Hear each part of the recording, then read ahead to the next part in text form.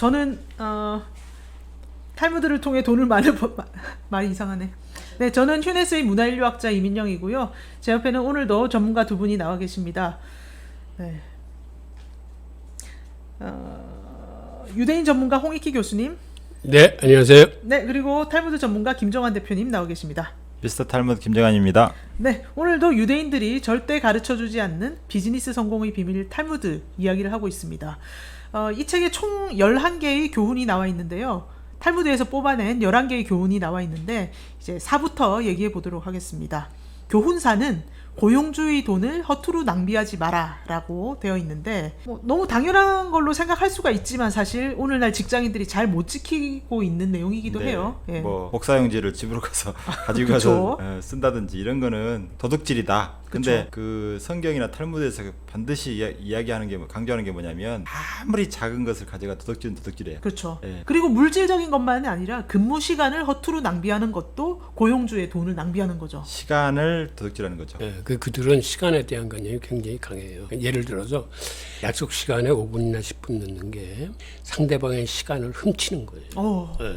그래서 그 유대인들이 가장 많이 종사하는 직업 중에 하나가 이제 변호사, 의사 뭐 이런 건데. 전문직 많이 하죠. 그 사람들이 컨설팅을 하거나 이럴 때 상담할 때 그 분 단위로 이렇게 돈을 받거나 하는 그런 의식 자체가 사실은 시간은 자산이라는 겁니다. 그러니까 남의 시간을 필요 없는 시간을 뺏는 거는 죄악이에요. 그러니까 항상 시간에 대한 배려 정도가 아니라 시간을 잘못 활용한다거나 그 함부로 뺏는 행위는 도둑질과 똑같은 그 도둑질도 보통 도둑질이 아니고요. 생명을 도둑질하는 건다. 그러니까 시간을 생명으로 봐요. 그러니까 우리는 시간을 돈으로 보는 경우가 많은데 왜 그러면 시간을 생명으로 볼까? 돈은 잃어버리면 다시 회복할 수 있어요. 근데 시간을 한번 잃어버리면 회복이 불가능하거든요. 그렇네. 네, 그래서 시간은 정말 기부하는 행위보다 돈을 주는 것보다 더 힘든 게 시간을 내서 같이 놀아주고 뭐 봉사활동하는 게 힘들어요. 그 생명을 자기 생명의 일부를 주는 거거든. 그러니까 훨씬 더 고귀한 자원봉사를 보는 거죠. 그러면 직장에 와서 그냥 8시간 딱 지켜서 일하면 되냐? 그것도 안 된대요. 탈무드 랍비들이 써놓은 게 노동자들이 일터에 오면은 원기를 회복할 상태에서 일할 준비가 되어 있어야 한다. 그런 상태로 와야 된다. 그래서 취해 있어도 안 되고 졸려도 안 되고 건강하지 못한 상태여서는 안 된다. 그래서 마이모니데스, 홍 교수님이 좋아하시는 랍비가 이렇게 얘기했네요. 고용주가 노동자의 노동을 훔쳐서는 안 되듯이 노동자도 고용주의 시간을 훔쳐서는 안 된다. 특히 당연하지. 시간에 관해 엄격해야 된다. 그러니까 우리나라는 이제 노동자의 시간을 많이 훔치잖아요. 네. 그러니까 뭐 잔업을 시킨다든지, 그렇죠. 야간 뭐 돈 안 주고, 네네. 그다음에 주중 주말이겠죠. 주말에 나오라 그래갖고 물론 돈 주면 상관없어요. 돈 안 주는 그런 회사도 많고, 그래서 이런 것도 안 좋지만 반대로 그쵸. 노동자가 이제 그 고용주의 시간, 와서 카톡질, 뭐 웹서핑 쓸데없는 웹서핑. 근데 쇼핑하고 막. 예. 그런데 그때 고용주가 반드시 해야 될 게 있어요. 그게 이제 시각 장애인 앞에 장애물을 넣지 말라는 그 계명이 있거든요. 네네. 그러니까 이제 웹서핑, 그러니까 인터넷을 자유롭게 그 연결할 수 있도록 해놓고 그거 하지 말라고 하면 안 돼요. 좀 제도적으로 예, 꺼놔야 돼. 네네. 못하게. 네. 제재를 가야 돼. 유혹이 있는데 그 유혹거리를 앞에 놓고 하지 말라고 하면 되게 힘들거든요. 그렇죠. 예, 그러니까 그런 것들은 고용주가 반드시 해야 돼요. 그걸 하게 해놓고 못하게 하지 않기를 기대하는 것은 이건 좀 잘못된 거다. 그래서 처음부터 그럴 의사가 있다면 못하게 하는 게 좋아요. 아까 교수님 하실 말씀 있으셨는데 고용주의 시간을 훔치지 마라.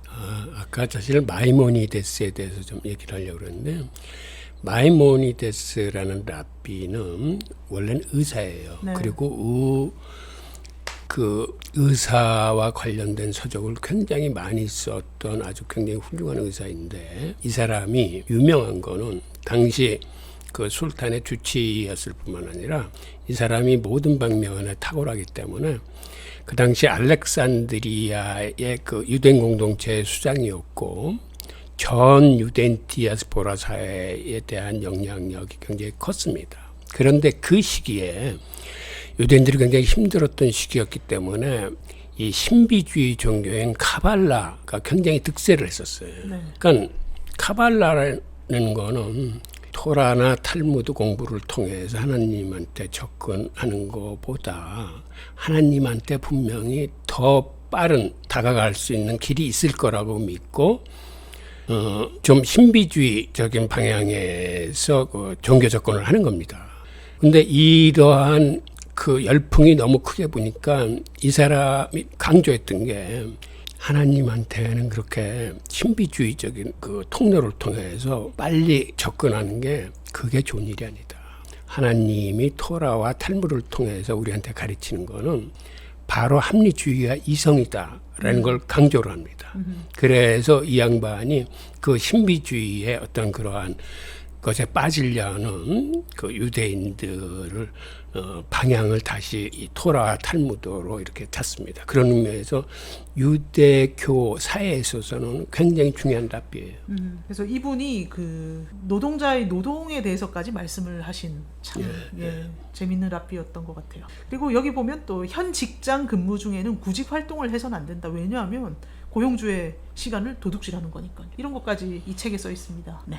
그리고 교훈 5는요. 윤리적 경영이 많은 이윤을 남긴다라는 건데요.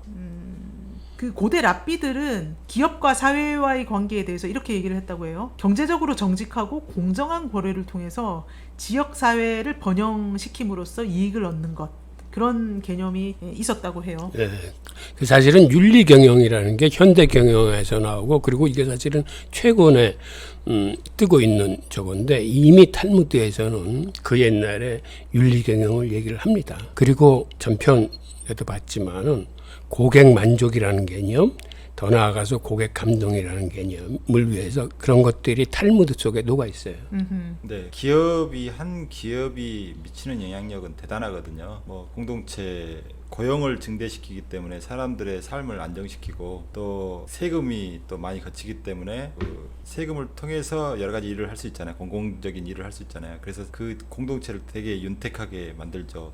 우리나라에서 좀 잘 나가는 그 작은 시골 소도시가 이천이에요. 이천. 왜요? 그 삼성. 아, 네네네. 삼성 반도체, 네. 삼성전자 때문에 그래요. 아니 이천은 하이닉스. 하이닉스인가요?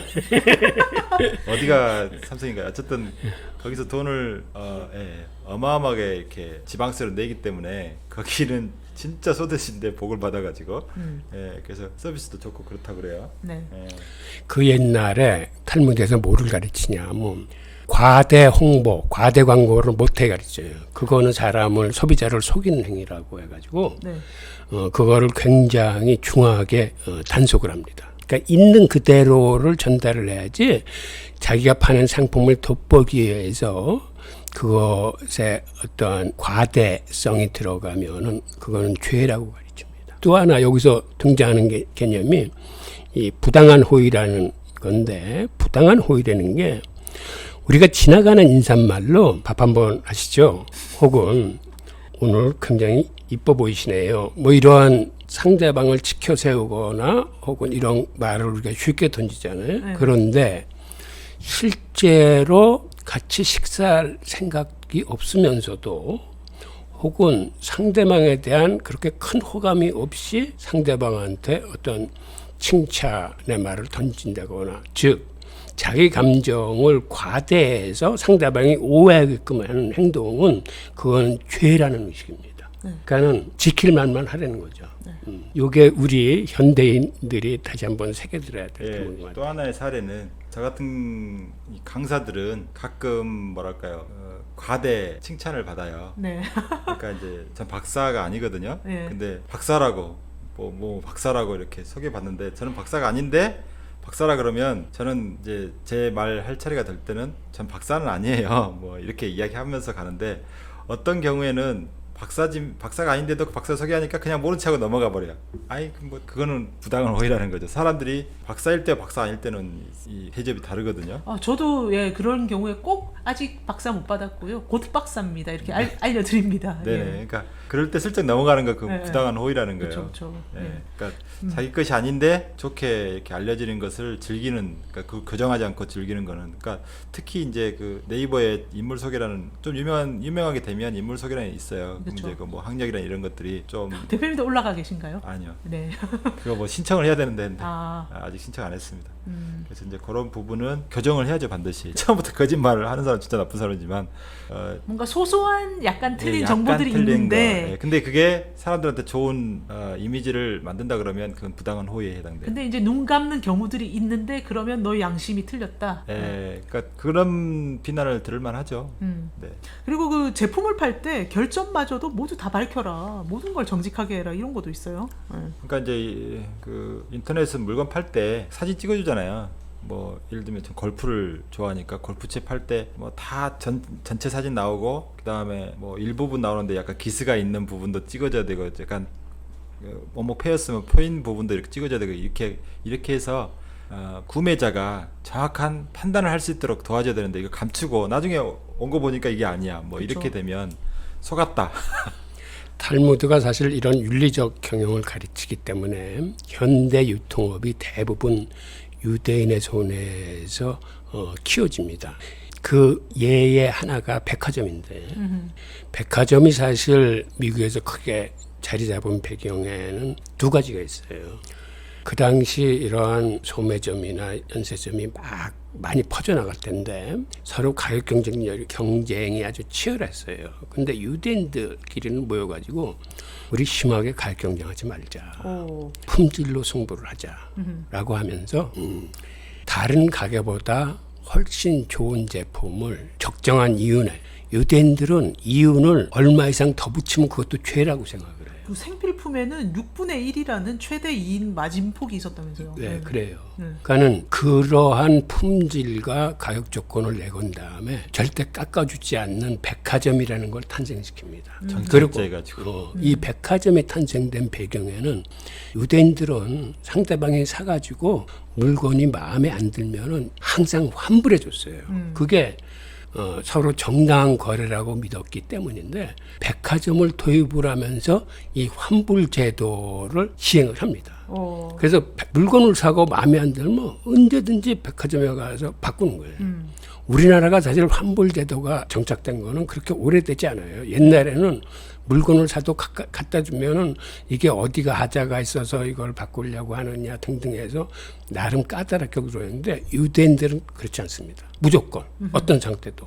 심지어는 화장품 같은 걸 한 써가지고 3분의 1 정도 썼음에도 백화점에 갖다 주면은 군소리 안 하고 바꿔줘요. 아, 근데 탈무드에 이런 환불 정책이 고대로부터 탈무드에도 그렇게 하라고 가르쳤어요. 근데 또 구매자한테는 구매자도 정직해야 된다. 당연하죠. 구매 의사가 없으면서 살 것처럼 하면 안 된다. 또 이런 게 있어요. 네, 상호 정직해야죠. 그렇죠. 네, 한쪽은 막 속이려고 하고 그러면 안 돼요. 그게 이제 부당한 호의에 들어가는 거예요. 그쵸. 사실 살 마음이 없으면서 사고자 하는 이러한 상대방한테 그러한 뉘앙스를 주는 거는 이건 옳지 않아요. 그리고 6번째 교훈은 환경을 생각하는 기업이 되라. 여기는 이 생각이 있는 것 같아요. 이 세상의 모든 것이 신의 것이고 인간은 청지기일 뿐이다. 그래서 당연하죠. 예. 근데 이 생각이 뭔가 힌두교나 불교의 인드라망 사상 뭐 이런 거랑 좀 연결되는 것 같아요. 네. 아주 비슷합니다. 탈무드에 이런 사상이 있어요. 사람이 어떤 장소에서 하는 행위는 아무리 멀리 떨어져 있어도 다른 사람한테 반드시 영향을 미친다. 이 뭐 카오스 이론하고 좀 연결되는 것 같기도 그렇죠. 하고. 나비 효과 뭐 이런 거 비슷하죠. 네네. 그다음에 탈무드 랍비들은 지구상의 모든 창조물들이 서로 연결돼 있다는 믿음을 갖고 있다. 바로 이러한 사상이 말씀하신 그 불교의 인드라 사상과 아주 유사합니다. 그런데 이 인드라망이라는 이런 사상은 이게 사실 브라만교로부터 나와요. 네, 힌두교. 브라만교에 반발해서 생긴 게 불교고 또 불교를 제압한 게 브라만교가 토속 신앙하고 합쳐서 힌두교가 되거든요. 네네. 종교 전문가. 네. 그래서 브라만교에서 어떤 사상이 나왔냐 하면 버마이려 사상이 나와요. 버마이려 사상이라는 건 우주와 나의 아트마는 그 서로 같은 거다. 본질적으로 같은 거다라는 사상인데 이런 사상이 동양 종교에서 나오는 건 사실은 세상의 창조에 대한 개념이 서양 종교하고 동양 종교는 틀립니다. 서양 종교는 창조주가 우주 만물과 사람을 창조해. 그러니까 여기는 이게 이원적이고 어떤 의미에서는 대립적이에요. 그런데 동양 종교는 창조주 스스로가 분화돼서 우주 만물과 인간이 됩니다. 그러니까 거기서는 창조주와 인간과 우주 만물이 사실은 본질적으로는 같은 속성을 갖고 있는 거예요. 거기서 버마이려 사상이 나오는 거거든요. 그런데 인드라망 사상이 바로 그런 거예요. 그러니까는 인드라라는 원래는 브라만교의 아주 유명한 신인데 이 사람이 전쟁의 신이자 천둥 번개의 신이고 옛날 아리안들이 가장 좋아하던 신이었는데 이게 불교로 오면서 재석천이 됩니다. 그리고 이 양반이 쓰는 그 그물, 무기가 인드라망이거든요. 인드라망에는 그 그물코마다 다 구슬이 매달려 있는데 그 구슬이 서로 빛을 내서 서로 비춰주는 거예요.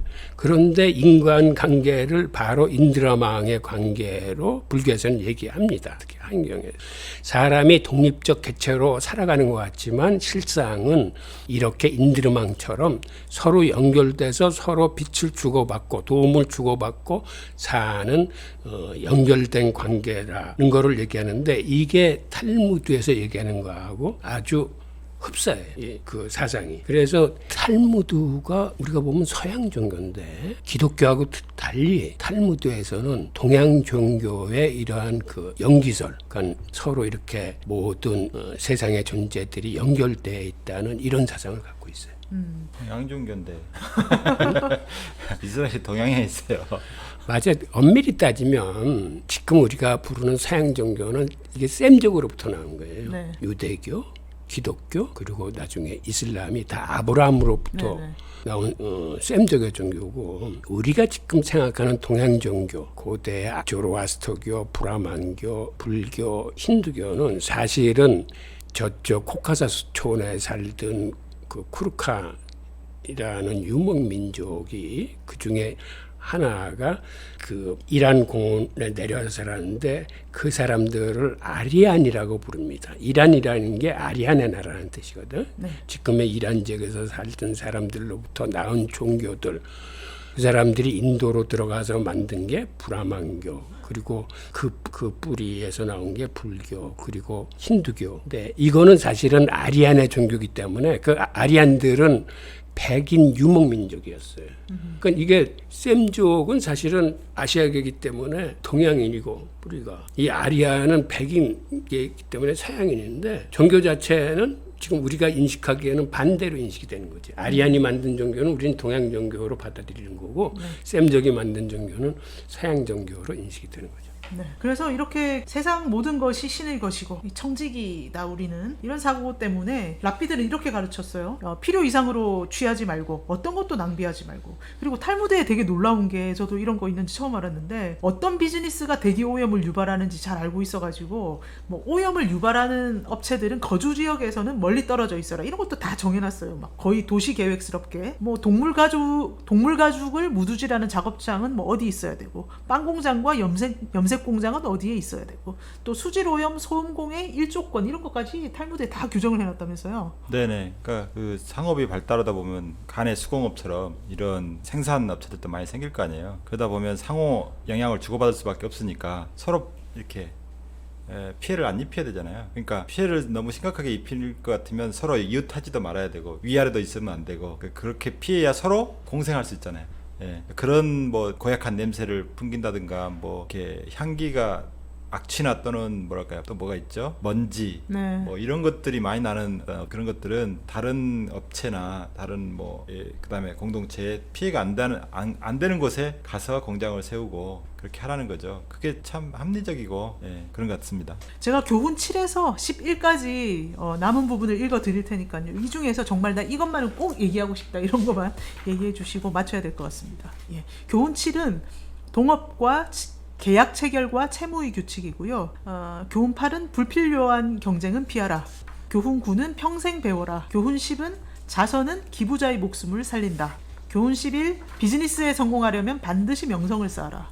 불필요한 경쟁 요게 좀 시사할 점이 있어서 우리는 예를 들면 그 아이스크림 파는 집 앞에서 노점상에 또 아이스크림을 판다. 그러면은 진짜 서로 싸워요. 그렇죠. 네.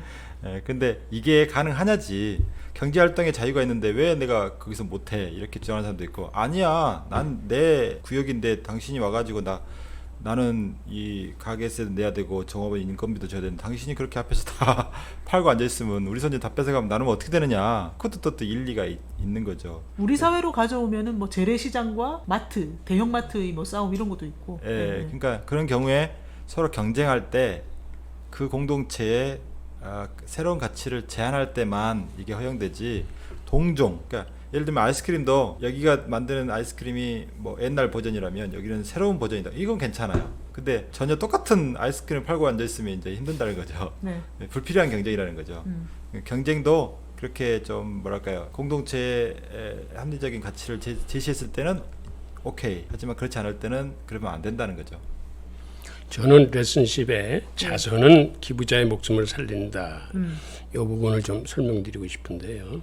이 자선이 기부자의 목숨을 살린다는 건 사실은 유대교 교리하고 깊은 관계가 있습니다. 기독교에서는 죄를 지면은 인간이 하나님과의 관계가 단절됩니다. 그 관계를 복원시키기 위해서는 회개하고 기도드려야 돼요. 근데 유대교도 여기까지는 같아요.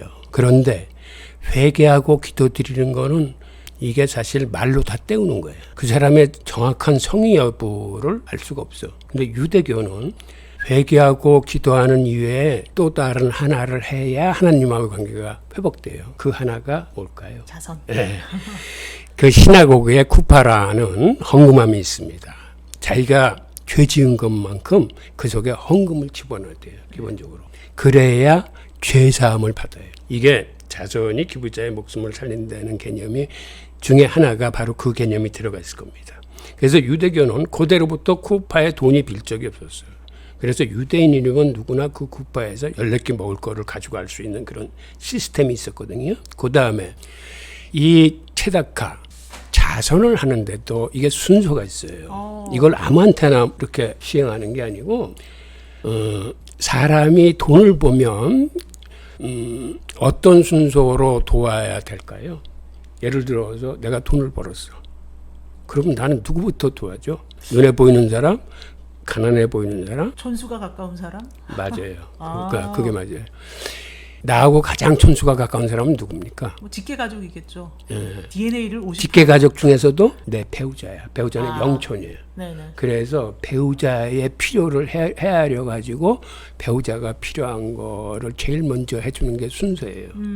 그다음 두 번째는 자식? 네. 부모님이나 자식이 있어. 누구부터 도와드려야 돼? 부모 드려야 된다고 하셔가지고. 아, 자식입니까? 땡. 왜 그러냐면 네. 자식도 두 종류로 나눠요. 그쪽에서 성인식을 하지 않은 미성년 자녀하고 13살 성인식을 한 성년 자녀하고 차이를 둬가지고 미성년 자녀를 먼저 도와주고 그 다음이 부모야. 그리고 부모 다음이 성년 자녀예요.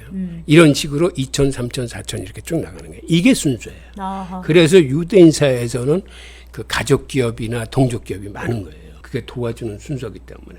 그 다음에 품격도 8단계가 있는데 이게 마이모니데스 라비가 이렇게 가려놓은 거야. 그게 뭐냐면 가장 하치의 품격이 사실은 별로 도와줄 생각 없는데 체면 때문에 마지못해 도와주는 게 제일 하치야. 네. 그 다음에 중급쯤 되는 게 상대방이 모르게끔 티내지 않고 도와주는 거야. 그럼 최고의 품격은 뭘까? 그 사람이 자립하고 성공할 수 있도록 도와주는 거예요. 아, 좋은 기업을 만들어야 되겠네요. 그렇죠. 네. 기업이 이제 돈 욕심만 안 차리고 뭔가 사회 복지라든가 직원 복지 이런 걸 생각하면서 했다면, 그러니까 선행을 목적으로 한다면 그것도 쯔다카에 들어가요. 네.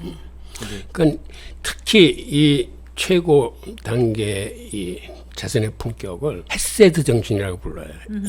이건 헤세드 정신을 좀 더 설명하면 물질적인 도움뿐만 아니라 그 사람을 성공시키기 위해서 모든 정보, 모든 인맥, 그 사업과 관련된 거를 아주 헌신적으로, 그 다음에 자기뿐만 아니라 그 주변 공동체에 있는 사람들이 모두 들고 나서서 도와주는 거예요. 그러니까 유대인들은 개인적 역량도 뛰어나지만 바로 이 헤세드 정신 때문에 강한 겁니다. 그래서 그들은 그 공동체에 있는 사람들을 성공시켜. 이런 얘기가 있어요. 그 아이들을 공부시키지 못할 정도로 가난한 이웃을 공동체에 두는 거는 공동체 전부의 책임이야. 그러니까 어떻게 하든지 같은 공동체에 있는 사람은 자립시키고 성공시켜야 돼. 그러니까 그게 그들의 그 2000여 년 그 디아스포라의 역사 속에 살아있는 거예요. 그래서 지금 실리콘밸리에서도 유대인들 창업가들 하는 거 보면 그 이스라엘에서 뭐 벤처 창업가 하나가 실리콘밸리에 왔다 그러면은 정말 벌떼처럼 달려들어와서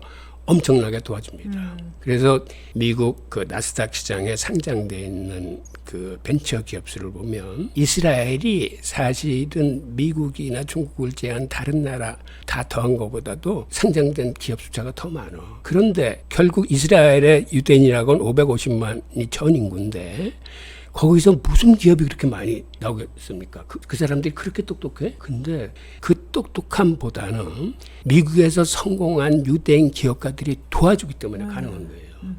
이게 유대인들의 아주 중요한 특성이에요.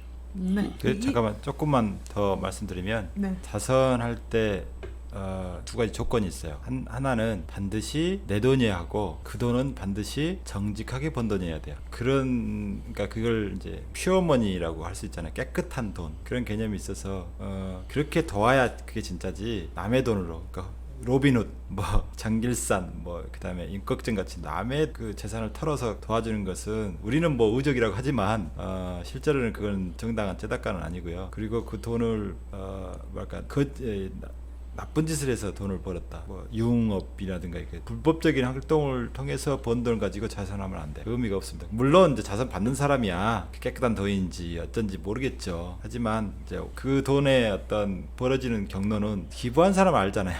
그렇게 깨끗한 돈을 해야지. 이것도 영성이 있어서. 그리고 도움을 줄 때도 파트너십 을 맺어서 도움 주는 가치를 굉장히 높이 삽니다. 즉, 이 얘기는 사실은 동업을 한다는 개념인데 동업을 하려면 두 사람이 마음이 맞아야 돼. 혹은 두 사람 이상이라도 동업자의 하나로 들어간다는 얘기는.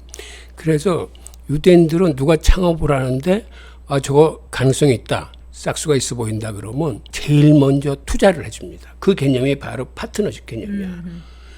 그래서 원래 고대로부터 유대인들은 무슨 장사를 시작했다 창업을 한다 할 적에는 3번까지 무이자 대출을 해줘. 즉 보통 2번 망하고 3번째 장사했을 때 성공할 확률이 크다고 했기 때문에 2번까지 망해도 3번까지는 무이자 대출을 해주는데 최근에 와서는 이런 대출이 아니라 아예 투자를 합니다. 그래서 유대인 창업 세계에서는 투자를 받을 확률이 이게 90%가 넘어요. 근데 우리 같은 사회에서는 벤처기업이 투자를 받을 확률이 그렇게 크지 못해. 우리는 한 15%뿐이 안 돼. 그러니까 이러한 대출과 투자의 어떤 그 기회가 그들은 굉장히 넓은 거예요. 그거를 이제 헤테르 이스카라고 해요. 이자를 받을 수 없기 때문에 그렇다면 이자를 안 받고는 또 돈을 돌릴 수 없잖아요. 그렇기 때문에 투자 개념을 하고 물론 그게 유망해야 돼요. 그냥 별 볼 일 없는 데 하지 말고 유망한 그런 기술을 갖고 있는 사람 또는 뭐 아이디어를 갖고 있는 사람 투자해주고 기술 같은 그렇게 해주고 그 다음에 어떤 이익이 생기면 나눠먹는 형태로 되는 거니까 그런 식으로 그러니까 이자를 받지 말라는 그 계명을 지키다 보니 헤테르 이츠카라는 그런 어떤 제도가 생긴 거죠. 네. 애청자 여러분들도 저희랑 동업을 하고 싶으시면 투자를 해주시기 바랍니다. 좋아요, 구독, 댓글 부탁드리겠습니다. 네, 지금까지 3부에 걸쳐서 비즈니스 성공의 비밀 탈무드에 대해서 얘기를 해봤는데요. 저희가 이 깊은 책에 있는 내용을 다는 소개를 못 드렸지만 여러분들이 앞으로 돈을 벌고 싶으시면 이 책에 투자하시는 것도 좋을 것 같습니다. 그렇죠? 네, 그렇습니다. 네. 네. 좋아요, 구독, 댓글 3종 세트로 마음 표시해 주시면 다음 편에 더욱 탈무드적으로 찾아뵙도록 하겠습니다. 감사합니다. 네, 감사합니다. 감사합니다.